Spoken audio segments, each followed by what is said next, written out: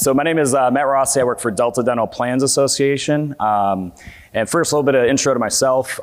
Been a Snowflake customer for about 5-6 years now. My background is everything from application engineering, architecture, cloud. And I was originally hired as a consultant with Delta Dental to come in and basically do a strategy assessment. We had a lot of legacy on-prem technology and really came in to figure out our future strategy around cloud, around data, et cetera. And it's been a fun 5 years. And so for the agenda, I'm going to go through a little bit of the background on who Delta Dental is. A lot of our story is really around, I think there's a lot of context setting that we like to do. Delta Dental as an association, we tend to compare it to like a Blue Cross and Blue Shield. Usually people are more familiar with that, but it's an association model. So I work for the National Association, then we've got member company organizations. So we'll talk a little bit about some of the background opportunities, challenges we have with that, the architecture that we've set up with Snowflake, with our partnership with Snowflake, and then a little bit about our data collaboration architecture, we call it.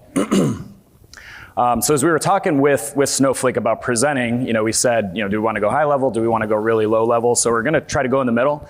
My goal here is to really hopefully cover some things that I hope will resonate. As an association, we have a lot of complex challenges that really apply to, I think, a lot of different industries. So Delta Dental made up of 39 independent member companies.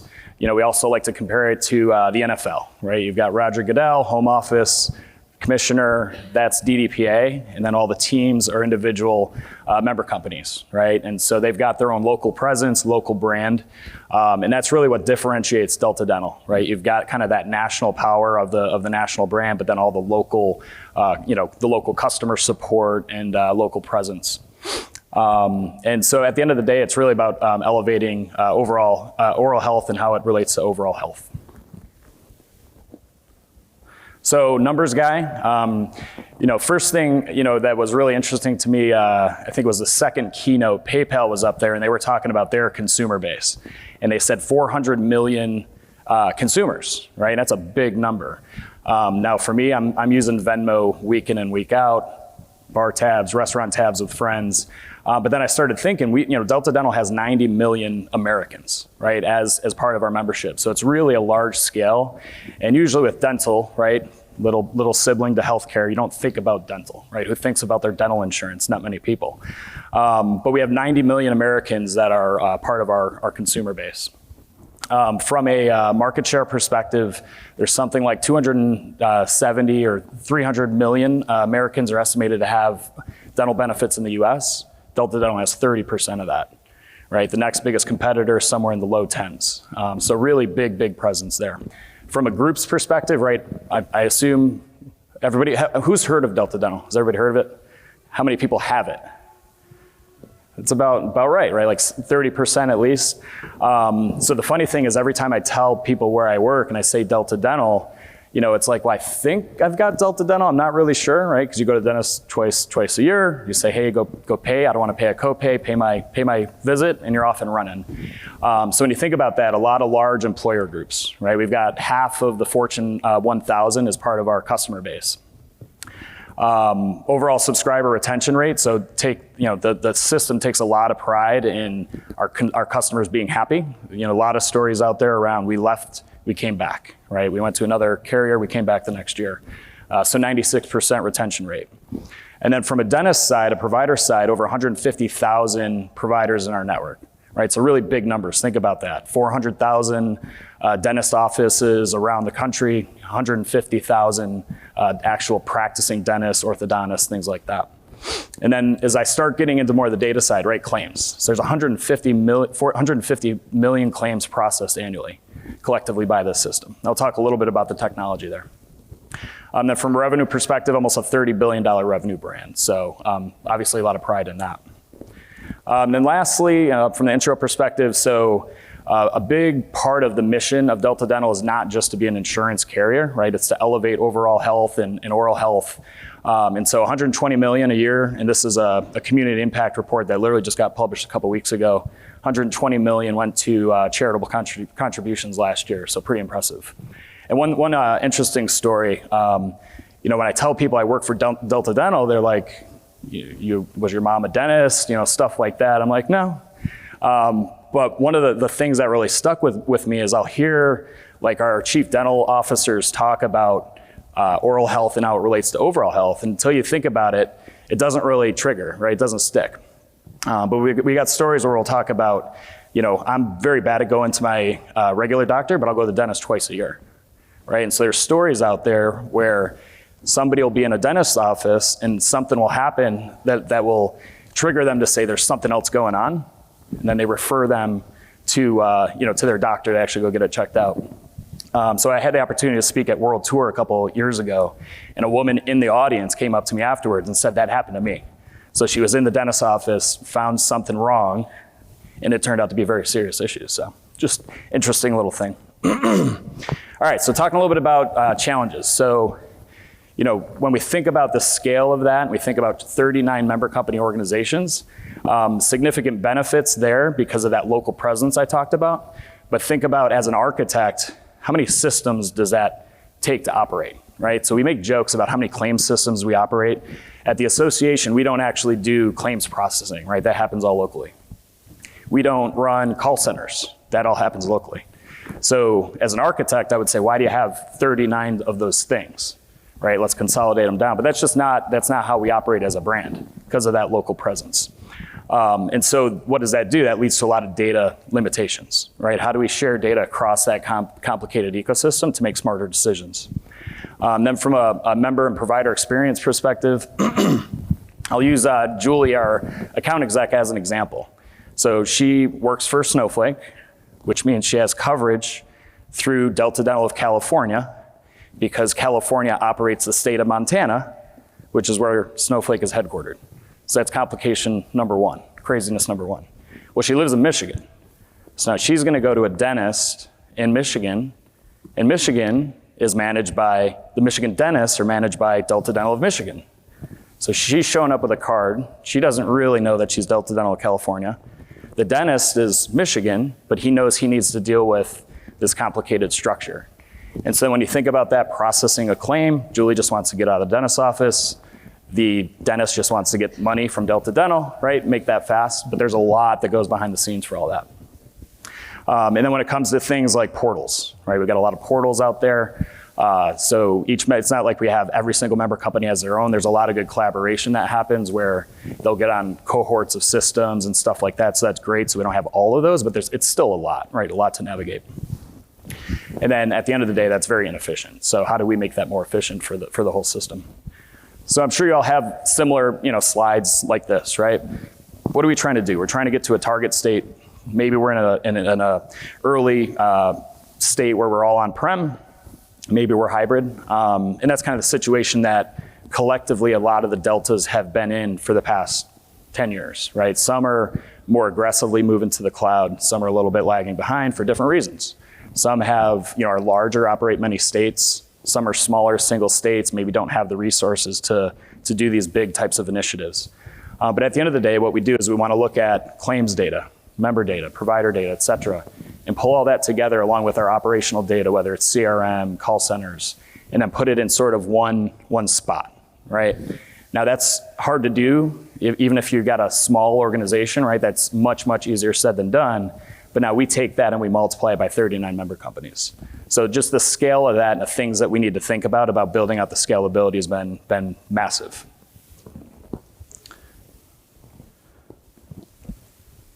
So back in 2017, we were challenged to come up with the idea of what national data could mean for the entire ecosystem. So we've always at the association managed certain shared services, but not a ton, right? We manage a mobile application that way we don't have 39 mobile apps out there in the App Store. We bring together single sign-on, for all of our providers, right? If those providers are logging into multiple portals, we don't want them to have 10 different passwords and logins, so we have an SSO architecture there, and a few other things like that, but we really didn't have a national data strategy. And so that's what kind of came to be this national data platform concept. So how do we leverage all the assets that we have across the system, bring them together, give back customer value? So this is all about how do we make that better experience for the members, for the providers, for the groups. Our groups are dealing with brokers. Brokers have to interact with all of our sales organizations across those 39 companies. So yeah, I think you can see how that can get very complicated and sometimes frustrating. Privacy and security, so obviously, HIPAA and all of that, we had to bake that into our strategy from day one. But at the end of the day, we feel cost savings are going to be a key thing that we're going to get out of it, or we are getting out of it. Data quality, right? Even for a small organization, that's hard. Imagine taking that to 39 organizations that all have different levels of data quality and then pulling all that together. And obviously, return on investment and waste reduction, right? How can we get to a point where we don't have 39 systems for all of this? So a little bit about our history and our partnership. So back in 2019, we launched the initial MVP of this. And at that point, we were still evaluating Snowflake, so we weren't live on Snowflake yet. We decided to go with like Tableau as our visualization tool, and we just basically had a data warehouse running in RDS. And at that point was when we were going through an assessment. Again, I'm sure some of you have done this. Others, maybe you're in part of this journey right now. Am I going to go Snowflake? Am I going to go BigQuery? Am I going to go Databricks, et cetera? And obviously landed on Snowflake. And at that point, I think we were very confident in what we were getting into, right? So we did a multi-year contract right off the bat, and then got to work. COVID hit, and that was a blessing in some ways for us from a technology perspective, because that allowed us to really focus in on setting the foundation of that architecture throughout 2020 and 2021. Had that not happened, there probably would have been a lot more, I'd say, going out, visiting all the plans, figuring out new requirements, stuff like that. And we still had to do that. But by making that more of a virtual thing and allowing our technology team to really focus on building the core, I think that really got us off running really well. And then at that point, we made some other bets. Matillion's a partner of ours. We've been using them for several years. And if you've been around Snowflake a while, 2020, it wasn't as easy to get data into Snowflake as it is now. Right now, we've got lots of bells and whistles. We've got lots of tools. But back then, we had Snowflake in first 3, 4, 5, 6 months. It took us a while to figure out how to get data into it. So we would have a tool like Matillion, and that really started to turbocharge us. Tableau, Sigma, we've been Sigma customers for 2 years now, and we see a lot of good future with them as well. And another shout out to our account team. We were able to tinker and play with a lot of those private previews going back to 2020, 2021. So the connectors that they've built, which we all know that's now changing with OpenFlow. But it's been really good to see that and have that experience of seeing how those connectors were early days, and then now where they're going in the future. And really at this point, we've delivered some business value, which I'll talk about in a few minutes, but we're kind of at this point now, how do we scale this out? So how do we work with those individual organizations to talk about the data that we have, securing it, sharing it the right way? So a couple examples from a business kind of priority perspective. So sales and marketing. I mentioned before, we've got, those state local markets, but say I'm from North Carolina. So say there's a large retailer in North Carolina. Well, hey, maybe only 10% of their employee base is in North Carolina. The rest is elsewhere. So what does that mean? That means large RFPs go out to all these carriers that says, hey, we're looking for business. It's a 100,000 person group. What can you do for us? And wrangling that in to respond to that RFP can be very challenging. Right, so if I'm in North Carolina, there's stores in Wyoming, I now need to engage with that team to understand the full impact of that RFP.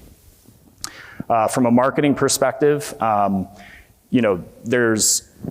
because these large groups have employees and patients everywhere, we have a lot of opportunity for market confusion. So I'll take Julie as an example, right? She is in the state of Michigan.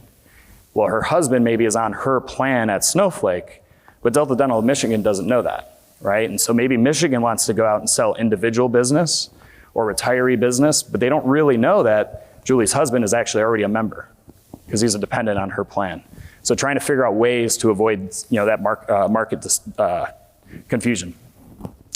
Provider networks, so as we think about provider experience, again, they're working with multiple deltas. So how do we make that better? How do we improve that? How do we give them the right tools? Underwriting and actuary, so that's where a lot of our real data nerds are, and they need all that data to crunch the numbers when it comes to RFPs, when it comes to provider management, working with our providers to figure out which ones are good, which ones need to level up, and so just a lot of data needs there.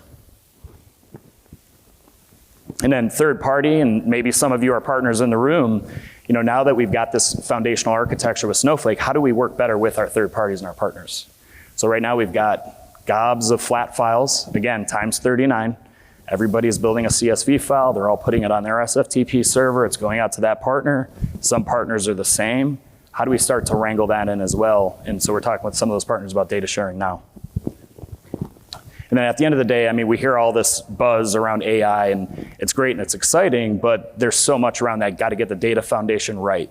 So fraud, waste, and abuse as an example, until you have massive amounts of data, good data, those fraud, waste, and abuse programs are very hard to build. That monitoring is very hard to build. So we're looking at ways to do that, and all the AI stuff that's coming is going to help with that. All right, so real quick, architecture picture. I'm sure you guys all have something very similar. So we've got all that data coming in from different areas, maybe more of a technical use case.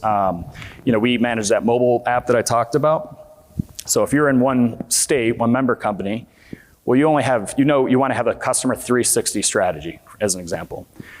But if the app is managed up at the national level, you need to have access to all the log data that's happening in that app, as an example. So one of the things we're doing is we're streaming in all of our logs across all of our application stack. We leverage Datadog as our observability tool, and we're kind of funneling through that. All lands in Snowflake, and now we're able to do data shares so that those member companies can see all of the logs, which are very technical, for their users on that mobile app. But then they're able to take that data and turn it into actual business insights. Hey, why did this provider log into this portal? And then why did he go over here next? Why did he go over there next? And so those are the types of things that we're starting to take those more technical aspects and putting business insights around them. Matillion DBT, I'll highlight there. So DBT, we've accelerated our work with that. Again, it goes back to Matillion was really good for getting data into Snowflake for us. And then DBT really shines at transformations, right? And so now that we've got all that data in Snowflake through connectors, now we're investing more in DBT as our transformation engine. And then Tableau and Sigma, we've had Tableau out there since the beginning, and now we've supplemented that with Sigma, finding a lot of good opportunities there of sharing workbooks across this complicated environment. All right, so at this point, right, DDPA, we're the association, we're on Snowflake. Now, how do we start to influence other member companies to kind of come along? So several of them are already down that path, right? So again, the bigger ones, the more mature ones, they're already thinking about where we're gonna go next, and maybe they're already on Snowflake. But then you can imagine those smaller plans really are trying to figure out their path forward. And so as we then turn from more of the architecture building to the kind of going out there and rallying the troops, right? So we found conversations like this left and right, where it was, hey, that sounds great, but I'm on SQL Server. I'm on-prem. How do I get to the cloud? I don't have the resources. So we started socializing that. It took a long time. And so that's really where this partnership with Snowflake really starts to come in. So if I think about where we started, right? And this was before there was even an organization view in Snowflake. You can even create your own accounts at that point. We started out with our DDPA account. And we're on AWS, so went out and AWS US East 2 is our primary region. And so we're up and running, we're getting all of our data in there. And then as we're starting to socialize this with member companies, we're saying, hey, let's get in there and try it out. Let us create you an account, give you access to some sandbox, let's share some initial data with you, and let it see where it goes. So that's where our data sharing really started. And it's been out there for a couple of years at this point. Well, what happened next starts catching on, right? So we've got another member company, they're interested, and we're setting them all up in US East 2 because we're kind of helping them do that. We're acting as an admin so we can kind of make that decision. But then after that, what happens when we get our first member company that says, hey, I'm Azure, I can't go on AWS. Okay, well, that's great. We'll go ahead and we'll set you up Azure account. But then we start realizing, well, hey, what do you need? You don't have that line going over there, right? And so at that point, we've tested a lot of things, auto replication, manual replication, but ultimately we end up with something like this. So now we've gone from a single account in a single org to now replicating our data across multiple cloud regions to support that member company that had a hard requirement, for Azure. And what happens next, we start talking to other member companies. All right, so maybe one of those bigger ones, they're actually already on Snowflake, and they decide to go with US East 1 instead of US East 2. All right, well now, I guess we got to go and replicate to US East 1. And at first, I'm like, I don't want to do that, right? It's a lot of data movement. Now I've got data storage over here, I've got data storage over there. And obviously it depends on your footprint, but we've been extremely successful with this. So if you set up the replication the right way, you pick the right data sets to replicate, and you set that up properly, it's been working incredibly well. And then what happened next? We've got a member company that went on Gov, right? So they've got federal business that needs Gov Cloud. And so then we had to work through that. And there's different challenges with that, right? You've got standard, you got business critical, you got Gov, how you do data sharing across from those, right? There's different things you need to think about. Am I sharing the right data? Do I need to put in maybe another level of row and masking policies that we didn't have before? So those are other things that we're working through. And then last but not least, and this is the one we're going through right now, we have one member company that decided to go on BigQuery. They decided that, kind of just before Snowflake, I would say, was really blowing up. So they've got a lot of money into it.